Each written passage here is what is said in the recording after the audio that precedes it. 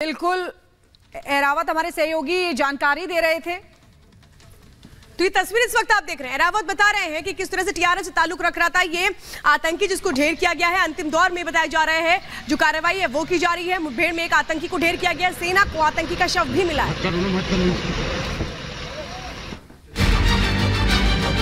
आज आप देखते होंगे बड़े बड़े दुर्दांत माफिया और अपराधी किस कदर उनकी दुर्गति हो रही है, आप देख रहे होंगे।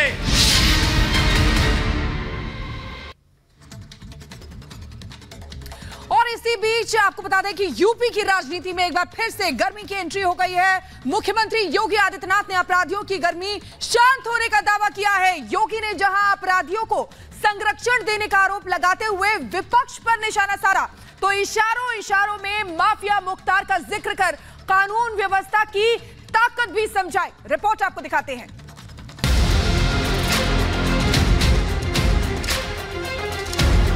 यूपी में सीएम योगी की ललकार, जिनके नाम से ही लोग कर्फ्यू जैसा माहौल होता था, आज उनकी दुर्गति क्या है। अपराधियों को दिखाई गई औकात, कर्फ्यू लगवाने वालों की पैंट हो गई गीली। कार्रवाई की उस माफिया के खिलाफ और उसको रगड़ करके कोर्ट के सामने प्रस्तुत किया तो उसकी पैंट गीली हो गई थी।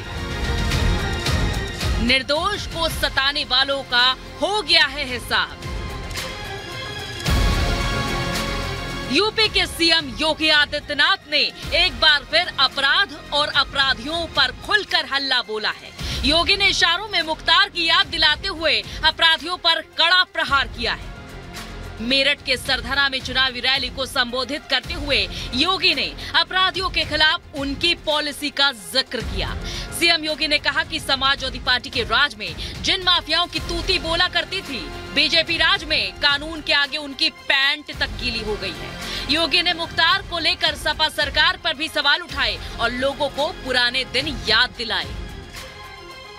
बहनों और भाइयों, जब समाजवादी पार्टी की सरकार के समय चलता था तो मुख्यमंत्री हो या मुख्य न्यायाधीश, इन सब के काफिले रुक जाते थे और माफिया का काफिला निकलता था। और जब हमने कार्रवाई की उस माफिया के खिलाफ और उसको रगड़ करके कोर्ट के सामने प्रस्तुत किया तो उसकी पैंट गीली हो गई थी। मेरठ की धरती से योगी ने एक बार फिर से गर्मी का जिक्र किया। योगी ने जनता से अपील की, जिनकी गर्मी शांत कर दी गई थी उन्हें फिर से दोबारा गर्म होने मत दीजिएगा। आपको बता दें कि पिछले विधानसभा चुनावों में कैराना, मुजफ्फरनगर जैसे जिलों में योगी ने कुछ सियासी दलों के समर्थित अपराधियों को खुली चुनौती देते हुए गर्मी शांत कर देने का वादा किया था। अपने उसी वादे को याद दिलाते हुए सीएम योगी ने कहा कि निर्दोषों को सताने वालों को मिट्टी भी नसीब नहीं होने देंगे। और तब हमने कहा था, उस समय उसको हमने कहा था, कानून को रौंदने वाले, आज कानून कितना बड़ा होता है यह एहसास हो रहा है कि नहीं हो रहा है। और निर्दोष लोगों को मारोगे तो मिट्टी भी नहीं मिल पाएगी। और बहनों और भाइयों, इसीलिए मैं आया हूं आपसे कहने के लिए, देखो, जिनकी गर्मी हम शांत कर चुके हैं उनको गर्म मत होने दीजिए। अब इस क्षेत्र को विकास की मुख्य धारा के साथ जुड़ने दो। उनकी सबकी गर्मी शांत हो गई है, वे गए काम से। आपको बता दें कि अभी हाल ही में माफिया मुख्तार की जेल में मौत हो गई थी, जिसके बाद विपक्षी दलों ने मुख्तार की मौत को लेकर संदेह जाहिर किया था। बीजेपी का आरोप है कि माफिया मुख्तार को लेकर तथाकथित सेक्युलर दल हमेशा नरम रुख रखते थे। अल्पसंख्यक वोट बैंक की वजह से उसे बचाने की और संरक्षण देने के लिए ऐसे दलों में होड़ सी मची रहती थी। बीजेपी का दावा है कि मुख्तार को यूपी सरकार से बचाने के लिए पंजाब की जेलों में शरण दी गई थी।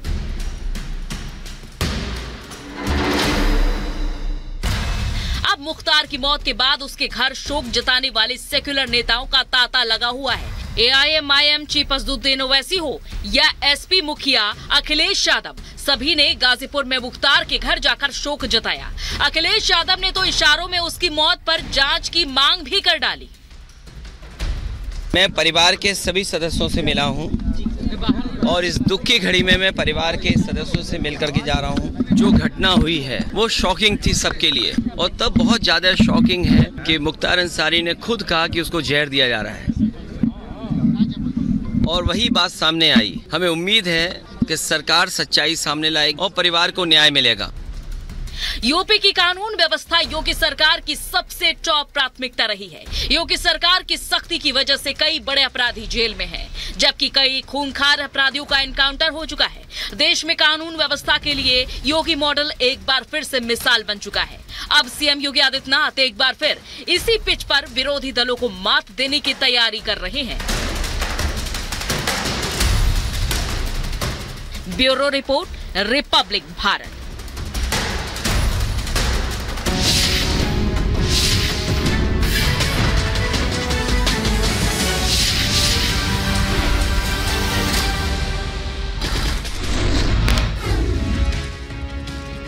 बंगाल सीएम ममता बनर्जी का बीजेपी पर बड़ा आरोप। कहा बीजेपी के लोग करने आते हैं दंगा, ना एनआरसी, सीए, ना यूसीसी, एक वोट भी बीजेपी को नहीं जाना चाहिए। No NRC, no CAB, no uniform civil code, সব মানুষের অধিকার তার নিজস্ব অধিকারের মতো থাকবে। बीजेपी नेता रामवीर सिंह बिदूड़ी ने आम आदमी पार्टी के आरोपों पर किया पलटवार। कहा केजरीवाल की पार्टी कर रही है 4.5 किलो का वजन कम होने का दावा। सरकारी जानकारी में सच आया सामने, जेल में दिल्ली के सीएम का बढ़ा 1 किलो वजन। मुख्यमंत्री का वजन 4.5 किलो कम हो गया, लेकिन जो सरकारी जानकारी उपलब्ध हुई है उसमें तो ये कहा गया है कि मुख्यमंत्री का वजन 1 किलो बढ़ गया है। पटेल नगर से आप विधायक और दिल्ली सरकार में मंत्री राजकुमार आनंद ने अपने पद से इस्तीफा दिया। भ्रष्टाचार को लेकर उठाए सवाल। कहा भ्रष्टाचार को लेकर पार्टी की जो नीति है उससे सहमत नहीं। राजकुमार आनंद के इस्तीफे के बाद आप सांसद संजय सिंह ने बीजेपी पर ईडी और सीबीआई का इस्तेमाल कर पार्टी तोड़ने का लगाया आरोप। कहा आनंद के घर 23 घंटे तक ईडी की पड़ी थी रेड। लोकसभा चुनाव में बीजेपी ने पूरी ताकत झोंक दी है। आज पीएम मोदी तीर्थ नगरी ऋषिकेश में चुनावी जनसभा को संबोधित करेंगे और इसके साथ गढ़वाल मंडल की 3 लोकसभा सीट हरिद्वार, पौड़ी, गढ़वाल और टिहरी को साधेंगे। उत्तराखंड के बाद पीएम राजस्थान के करौली, धौलपुर में भी चुनावी सभा करेंगे और बीजेपी प्रत्याशी इंदु देवी जाटव के समर्थन में विजय शंखनाथ रैली को संबोधित करेंगे।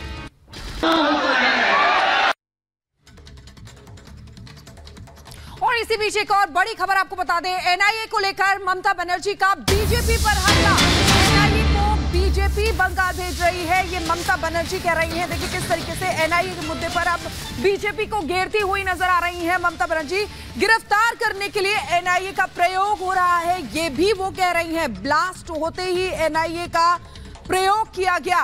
ममता बनर्जी जो बीजेपी पर निशाना साध रही हैं एनआईए को लेकर, और आपको याद होगा कि किस तरीके से एनआईए की टीम पर भी हमला किया गया था वहां पर। आइए सुनते हैं ममता बनर्जी ने क्या कुछ कहा।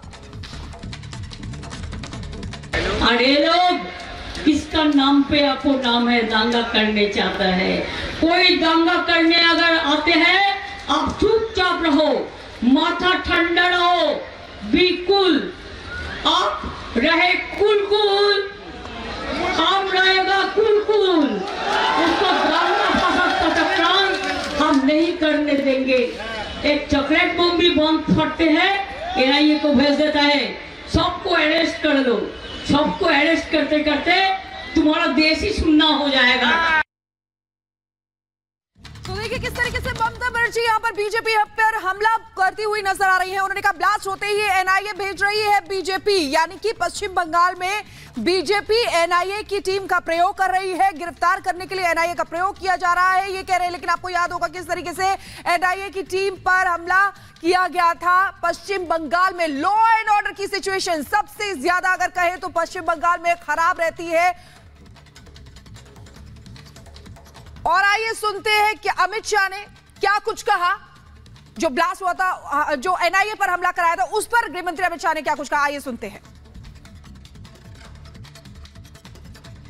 अभी मैं आज आपको बताने आया, एक बम ब्लास्ट हुआ था 22 में, भूपति नगर में 3 लोग मारे गए। मुझे बताओ भाई, बम ब्लास्ट करने वालों को मजबूती से जेल की सलाखों के पीछे डालना चाहिए या नहीं डालना चाहिए? जरा जोर से बताओ, डालना चाहिए या नहीं डालना चाहिए? इसकी जांच हाई कोर्ट ने एनआईए को दी और ममता दीदी एनआईए पर केस रजिस्टर कर बम ब्लास्ट करने वालों को बचाना चाहती है। ममता दीदी शर्म करो, शर्म करो। आप बम ब्लास्ट के आरोपियों को बचाना चाहती हो। आप चिंता मत करिए बंगाल वालों, हाई कोर्ट ने एनआईए को जांच दी है, सबको उल्टा लटका कर सीधा कर दिया जाएगा, आप चिंता मत करिए। तो एक तरफ जहां आप देख पा रहे हैं कि चुनाव की तारीख नजदीक आ रही है और वैसे वैसे आरोप प्रत्यारोप का दौर जारी है, और दूसरी तरफ आप देख पा रहे हैं कि ममता बनर्जी ने किस तरीके से बीजेपी पर हमला बोला है। पहले जांच एजेंसी पर सवाल उठाए हैं और उसके बाद अब देखिए उन्होंने कहा है कि गिरफ्तार करने के लिए एनआईए को भेजा जा रहा है। ब्लास्ट होते हैं, एनआईए को भेजा जा रहा है। एनआईए को लेकर ममता बनर्जी ने यह हमला बोला है। और ममता बनर्जी कैसे हमलावर है, सुनिए जरा।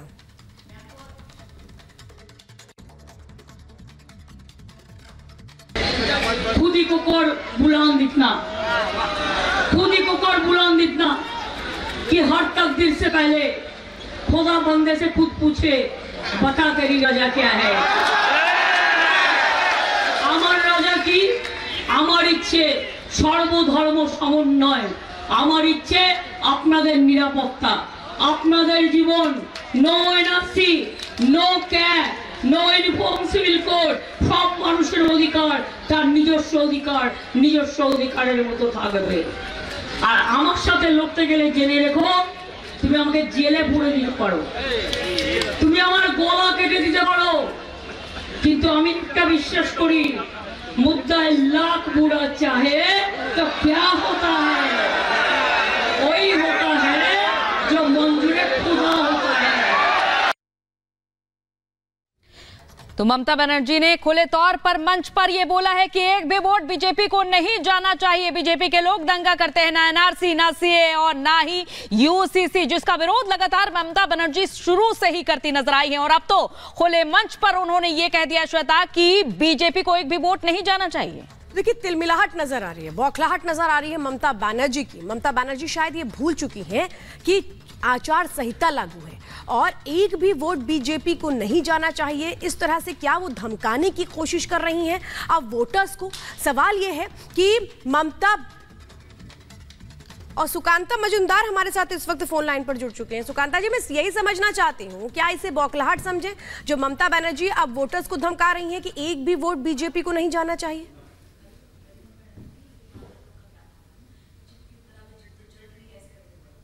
सुकांता मजुमदार जी हमारे साथ जुड़ चुके हैं। सुकांता जी, अगर मेरी आवाज आ रही है तो मैं यही समझना चाहती हूँ, क्या ममता बनर्जी को डर लग गया है जो अब वो वोटर्स को धमकाने पर आ गई है कि एक भी वोट बीजेपी को नहीं जाना चाहिए?